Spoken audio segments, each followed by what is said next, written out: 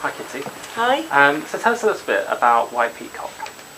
White Peacock is part of a 2-year programme of work that's funded by the Arts Council's Strategic Touring Programme. And it's work that's designed specifically for audiences of young people with profound and multiple learning difficulties, PMLD for short. And White Peacock was actually created in 2010 as part of a collaborative PhD on the creation of work for these profoundly disabled audiences. It was written and directed by Jill Brigg, and the PhD was hosted jointly with the University of Nottingham.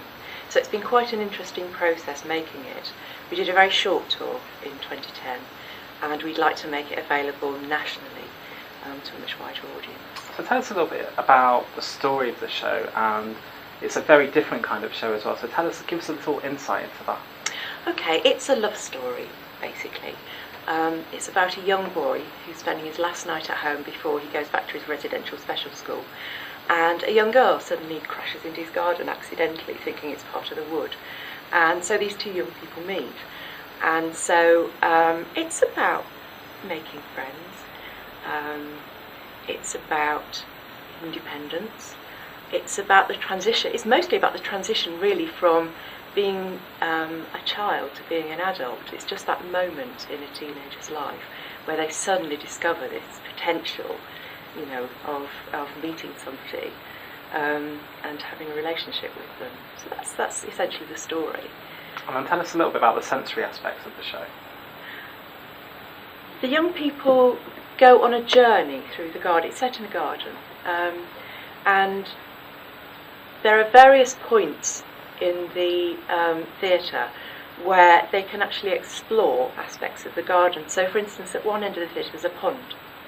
It's a real pond, real water, and the young people can go and dip their feet in it if they want to. There are also things to touch and things to smell, flowers to smell. There's a tree to sit under.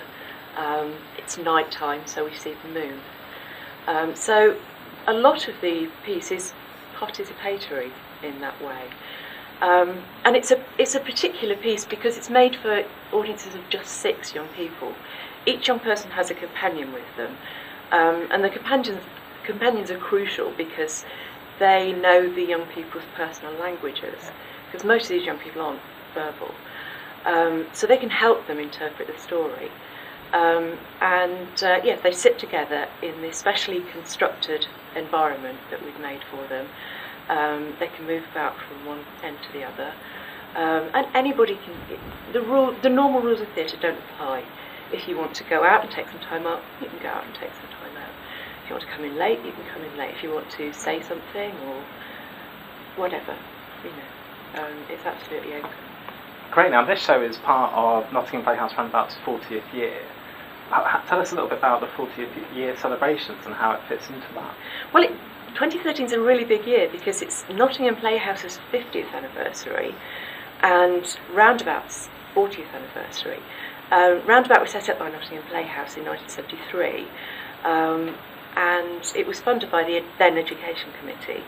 And it's a theatre and education company that was designed to go out, make work for schools, mostly educational work.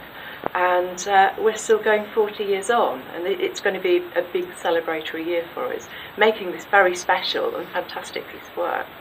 And obviously a very important mission for you is to get into the communities, and White Peacock's definitely going to do this, isn't it?